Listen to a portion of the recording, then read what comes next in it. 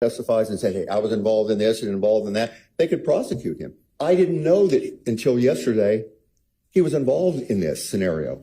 Okay, I don't quite know what you mean by he was involved in this scenario, but He did time for some of these acts involved in this. Well, he certainly can't be prosecuted for anything he's already done time for. I mean, that's double jeopardy. Well, and you, I don't know if... Is she watching the same trial we watching? She had the best view of the house. Oh no, it gets worse. But I mean, Mr. Scheib's right. Based on the way this case has been indicted, even, I mean, the RICO count seems to be something that if the state wanted to, they could indict anybody on who had any involvement in any of the crimes, even if they've already been, I mean, I don't know that, you know, at least be indicted. Whether it would hold up or not, I don't know. But so, Your Honor, that's what the trial is about. What the, bruh? What the hell? And let me put this out there. My bad. I was talking to a Marine the other day, and that's why I said the ASVAB. I meant to say the LSATs. My fault. It was not the ASVAB. I scored $180 on that, but because I had a criminal record when I was a juvenile that sparked from 11 years old all the way up until, that's why I was talking to a military member. So my fault. Judge, I mean, it sounds like you should just dismiss this RICO based off what you said. You do realize that everybody with the exception of Gunner and Lil Jeff are the ones that didn't have a record. They didn't do anything. I would have said Marquavius Huey, but I think he took like probation on something or something like that. Like his lawyer was that damn good that he got probation on something, and then they weren't supposed to bring it up or something like that. And that's essentially what got him, was taking probation. So now you're going to have people looking at, man, F your probation deal, bruh, because y'all can still bring me up in a RICO. But bruh, we're going to kind of work backwards to go forward, because holy hell. And I'm going to be stopping and chopping and popping in and stuff like that, because I think that's the better way to go from it. If y'all like this format that I do today, let me know in the comments. If y'all don't, y'all just want me to, hey, pop this in, boom, pop this in, boom, and then give my commentary at the end, let me know. People didn't know what the sweater looks like, so I'm going to put the sweater on. But, yeah, let's get started. But we're going to pop right back in, so. with this witness, just because he has started his testimony. And I would ask that the court allow us to continue to work with and talk with our witness. And I would object to that. He's on the witness stand. He's sworn. That's every opportunity to talk to the witness about his ongoing testimony. If you hadn't talked to him about what you're going to show him before now, it's too damn late, number one. All right, Mr. Harvey, you keep talking to opposing counsel, and as you know, practicing law for as long as you have, you're supposed to talk through the court, okay? So can you please try to do that? Sure. There's every opportunity. You should have taken the opportunity to talk about his testimony before he got on the witness stand. He's a sworn witness now. And the case is Perry versus Leak. It's a United States Supreme Court case in which the government said that a defendant's lawyer can't talk to his own client overnight because it was improper to talk to a witness while the witness was on the witness stand.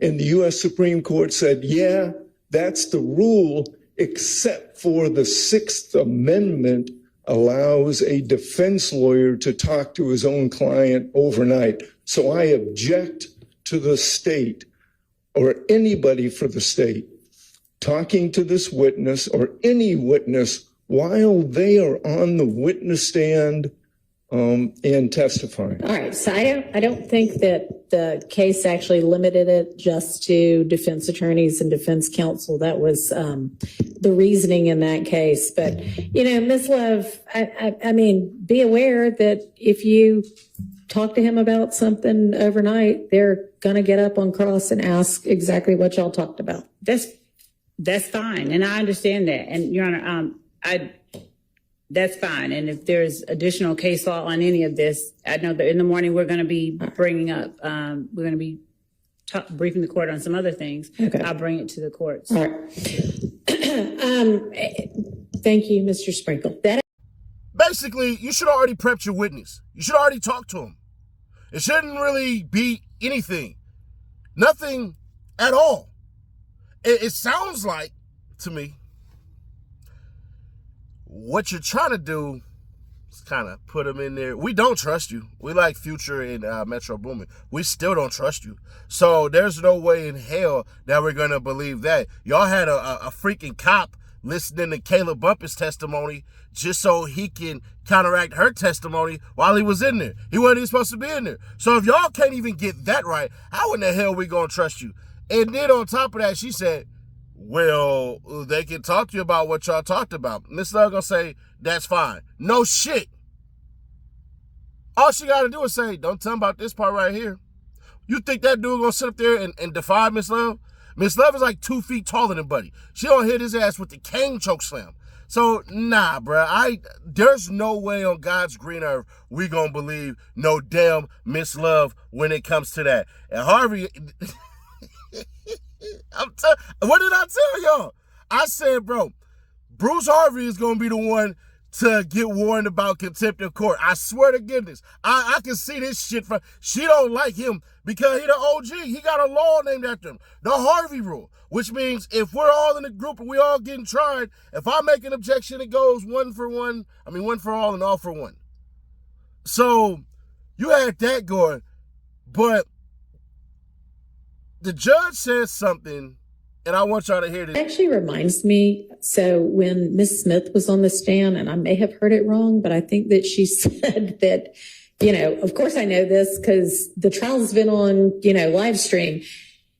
Can everybody please tell or remind anybody that you think might be a witness in this trial to not be watching the live stream before they have testified, to not talk to any witness who has already testified about their testimony, and to not, once they themselves have testified, talk to any other potential witness about what they testified to.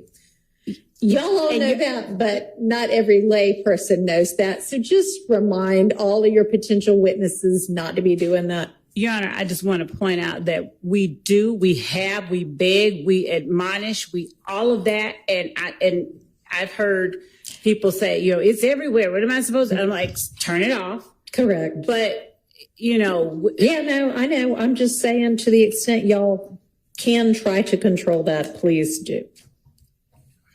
All right. Now, the reason she said that is simple. I get why Moon Toonk and Shell Kell was fighting over Shouty. I ain't gonna hold you. She aged pretty good. Now, I like them hood, so, it is what it is. But all you other people, y'all need to pay attention to how she just drug Miss Love's ass to hell and back. Bruh, this girl was the most pissed off. Non-pissed off. She was making eye contact with Miss Love the whole entire time. She was just laying back and just looking like. I said, bro, she got kids. Them little motherfuckers don't lie to her. Ain't no way in hell. She got that little... My mom used to get me while I was up there stammering and shit, making stuff up. My mom knew my black ass was lying like hell. So, yeah. Y'all need to check this shit out. On January the 28th of 2015, did you live in Atlanta? Yes. All right. What was your address? I don't remember the address off Cleveland Avenue. Do you recall during that time living on Springdale Road at 2905 Springdale Road? Yes. All right. Now, were you living there with anyone, or were you living by yourself? By myself. And is that an apartment, a house? Townhome. A townhome. All right. And you said that it was off Cleveland Avenue? That's what I said. Okay. Ms. Smith, were you living at that time in apartment P3? I don't remember the address. Okay. Do you recall having a neighbor by the name of Gilberti Mack? I do. All right. And do you recall whether you asked Mr. Mack to put cameras on his house? Can't tell nobody put a camera in their house. That's their house. It is. Do you recall whether you ever requested that of him? I didn't. All right. Now, back on January the 28th of 2015, how long after that date did you live in those townhomes? Left. Did you leave on that particular day or the next day or shortly afterwards? I wasn't there before that. Okay. Now, when you say you weren't there before that, what do you mean? I just wasn't home. Oh, you mean you were home on January 28th? If that's the date, I wasn't there. Okay. When did you move out of those apartments? I don't remember the exact date. The day they said I had to leave. Did anything precede your having to leave? A shootout. All right. Now, when you say a shootout, what do you mean? You weren't there, so what do you mean? And the jury hasn't heard this, so please tell them what you mean when you say a shootout. I mean, I had to go there. I got a call from the rent office saying that my house got shot up. Okay. And was that at night? Do you recall? I think so. All right. And so when you go on scene to see what's going on, what do you see? Bullet holes. Where do you see the bullet holes? I don't remember exactly what a bullet holes was. As far as not specifically remembering them, what I'm asking is, are they inside your home? Correct. All right. Do you recall whether the window or the door was hit or something different? No. All right. Now, when you got there, were there police inside your home? No. Did the police go inside your home with you? With me, no. Did they go inside your home? I'm sure they did. All right. Now, when you say a shootout happened and after that you left, do you know how long it was after that that you left? No. All right. At the time that you lived, and I don't want to get too much into your personal business, but at the time that you lived at that apartment complex off Springdale Road, did you know a person by the name of Kelvin Watts? Of course. Okay. And what did you call him? Shell. Okay. Shell, did you also call him Lil Kel? No. Okay. Did you ever call him by the short No. name Kel? I just told you, Shell. I understand. So at the time, around January 28th of 2015, or before, had Shell been hiding out in your house? Sustained. Had Shell been staying at your house at all? We was dating. Okay. How long had you all been dating? A few months. Now, when you were dating, did Shell stay at your house sometimes? He visit. He didn't stay. Did he ever hide out at your house? He visit. I just answered your question. I understand. Did you ever tell police on January 28, 2015, that Shell had been hiding? Objection, Your Honor. I just answered That your calls for question. speculation. Overruled. And Ms. Smith, I'm not going to keep you up here very long, but I'm going to ask you a specific question because the jury, Your Honor, if I may just be allowed. Overruled. I'm going to ask you questions so that the jury, who doesn't know the answers, so that you can answer for them, okay? Did you tell the police that night that your friend Kelvin had been hiding out at your place? I did not. Okay. Do you remember talking to police that night? No. Right. Do you recall the name, or do you recall an Officer Collins being the officer that responded to your scene? I do not. Do you recall what the officers looked like? I do not. Okay. Do you recall talking to anyone about your friend Kel in the presence of officers? No. Do you recall telling them anything about anyone that might have wanted harm to Kelvin? No. Okay.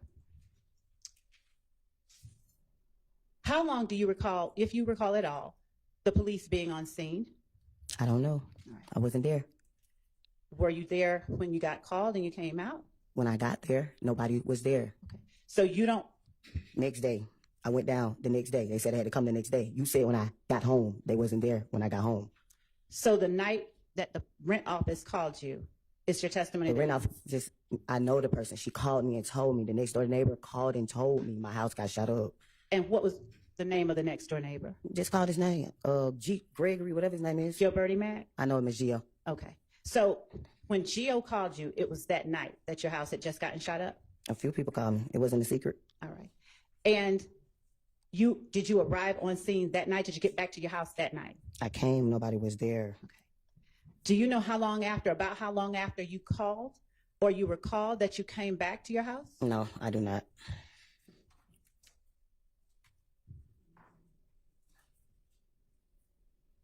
Did you know any members, and I know this sounds like it's obvious, but do you know any members of your friend Kelvin's family? Did you know Donovan Thomas? I did. Were you close with him? Yes, All right. And were you able to observe Kelvin's interaction with him? I wasn't. Okay. Do you have any knowledge of whether Kelvin was Nope. close to him? Nope, I do not. At the time, did you know an Antonio Sledge? Of course I did, Why do you say of course you did? because I dated him.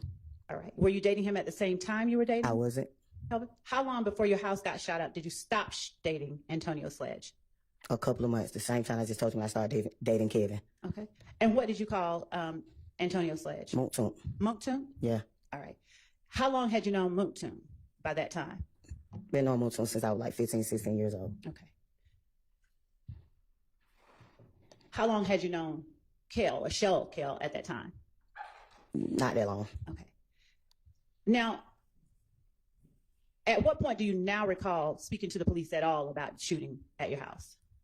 I don't. Do you recall ever communicating with the police in any way? I just told you. I went down the next day. You just asked me that. Okay. Who did you talk to when you went down? I the next don't day? know. Where did you go down to? The headquarters. All right. Do you recall an investigator, Dennis? I just told you. I don't remember nobody's name. Okay. Do you recall providing a video to the police? I don't. Do you recall a video wherein Antonio Sledge was talking to the camera? It's all on social media. I play it, so of course I seen it. All right. Could you speak into the... It's on social media. Of course I seen it. Now, when you say it's on social media, of course you've seen it. What are you talking about that The you video think? that you're talking about. The trial is on social media. Okay. So yes, So- I seen the video. What, and describe the video that, since we've shown a lot of them, that you're talking about. The video's a Mooksoon calling Shell Kill out. All right. Did you know at that time Lil D? Of course I did. All right. How long had you known Lil D? I don't know. All right. Now, the video of Mooksoon calling Shell Kel out, did you provide that video to the police? I don't recall. Okay. Do you recall emailing anything to the police? I don't recall. Do you recall an investigator Gaither? I don't recall. I just told you I don't remember nobody's name. All right. And to be fair, do you have any desire to be here today? No. Okay. Thank you. That's all that I have. All right.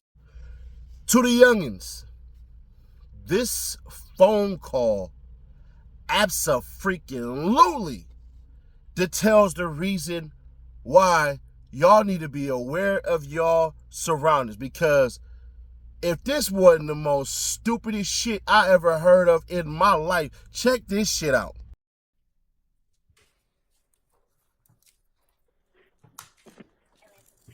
Atlanta 911, operator 6587. What is the address of your emergency? Hey, I'm up at Chef at the BP gas station. The address is 151 Cleveland Avenue. Got a black four-door Chevrolet. I was walking out the store. Okay, I got out like with a sir, is that Cleveland Avenue southwest or northwest? I mean, southeast or southwest? Okay. Southwest. Okay. 151 Cleveland Avenue southwest, and you said it's a BP gas station? Yes, Okay, do you need police, fire, or ambulance? police. Okay, what's going on now? There's a young guy with a white T-shirt on, red shirt. Just got caught like with a machine gun for no reason. I'm walking out the store. He on a black four-door Chevrolet. Tag number is Peephole S-Ray Lincoln 8880. I don't know what he's trying to do, but he walked to the store, then he put the gun back inside the car. Like the female is driving, but he got the gun laying on the back seat. Okay. So I felt like I was about to get shot down coming out the store. He hit the counter now. Okay, you said he was driving a Chevrolet? Yes, ma'am. What color? Black. All right, and is it a truck or a car? It's a car, and it looked like he was about 16, 17 years old. Big old gun. Came in the store talking to somebody. We can get somebody out here on ASAP. You know, they can catch him before he pull out. Okay. But that's a big old gun. I want my car to be anonymous because I don't know him and he don't know me. All right. I mean, that's a big old gun he got. And is he still inside of the store? Yes, ma'am. As we speak, he's still inside the store. Okay.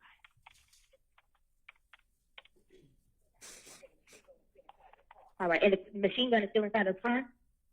Yes, ma'am.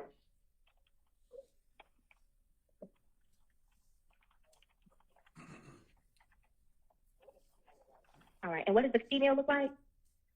I think it's big and like a wild hair on her head. It look like a female from behind. And is she black Uh-huh. or is she black, white, Hispanic?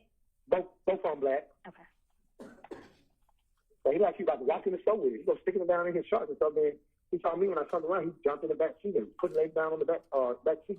Okay. You know.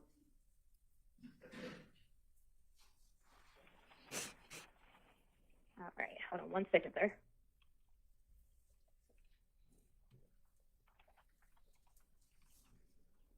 And you said he had on a white shirt and red pants, right? Red Yes, shorts. ma'am. White shirt, red shorts. All right. Okay. And he's still inside the store at the time as well? Yes, ma'am. Okay. Yes, ma'am. All right.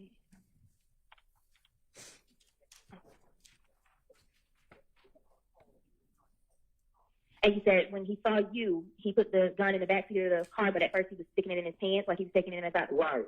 Okay. Right. And me and another guy had said, man, what the heck? Excuse my language, but both of us had said, man, what the hell? He got himself to do. Okay. All right. And he's still in the store now, right? Yes, ma'am. Okay. And the car's still sitting out there. All right.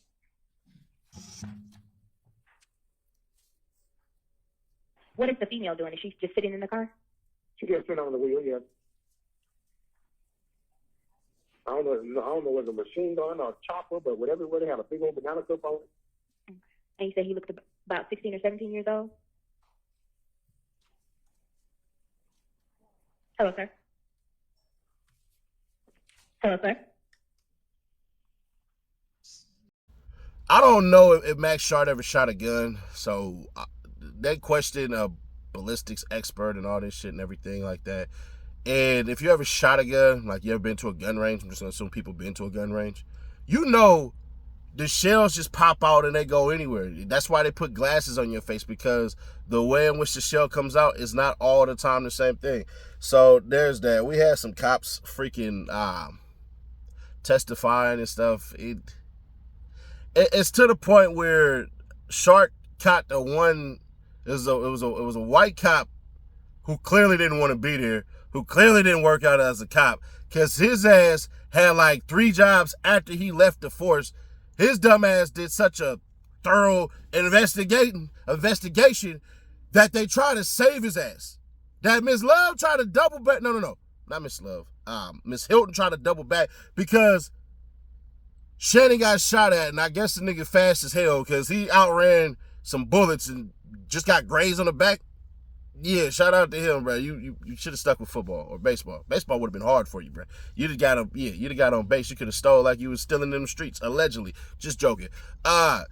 So Sharp brings out the damn point of, bro, did you check the video surveillance footage? And then turn around and he just wrote it down.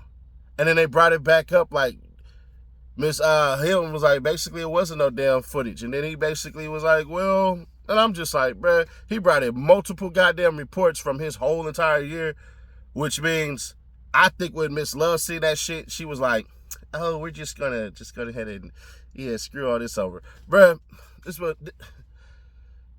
this is typically what court would look like, but we got too many theatrics. It's raggedy-ass Fulton County.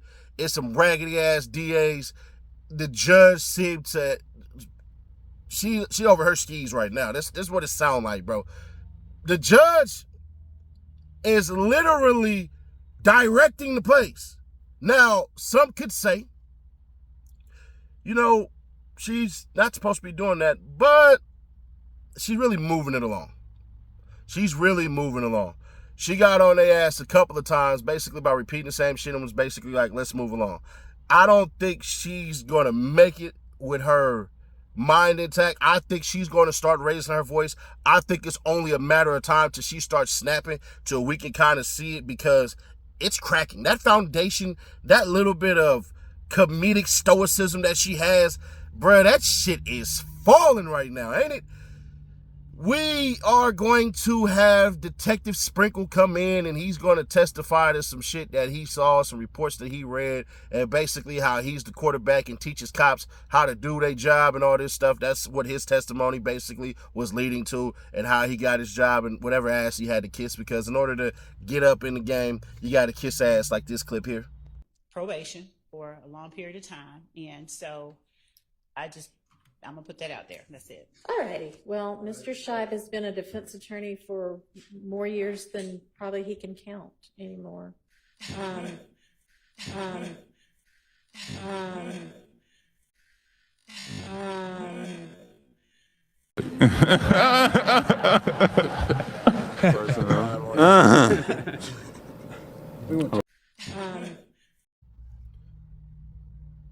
That shit wasn't funny. Come on now, Miss Love. That's the same shit we used to all do. We used to ask our parents for $5 or to go out or something like that. Like, come on, Miss Love. That shit was not funny. It wasn't all that. It sounded like Kawhi Leonard. That, like, come on, Miss Love. God damn. So Sprinkle will be there, and yeah, that gay your boy QZ, Lil D, Quindarius Zachary, Mr. got to come in on them perks. Yeah, they giving his ass that little Woody deal. If it was Glanville, they would have dragged his ass to the damn ex parte meeting and would have gave him some Coca-Cola bottles and 2 lawyers that would have been talking shit about thugging them. But either way it go, this going to be interesting tomorrow. He can't plead the 5th, obviously. And anybody who get mad at him for not pleading the 5th and not going to jail, well, the nigga just was in... He care about to die in that motherfucker he going there. It ain't worth that. I don't give a fuck. Fuck YSL. I'm not finna die in the cell for you niggas. No. It's gonna get interesting, bro. I ain't gonna hold you. It's gonna get interesting. Because if he don't come in there and basically refute shit and say, I don't recall, the only thing else he can do is pass out. That's it. He's getting discharged from the hospital.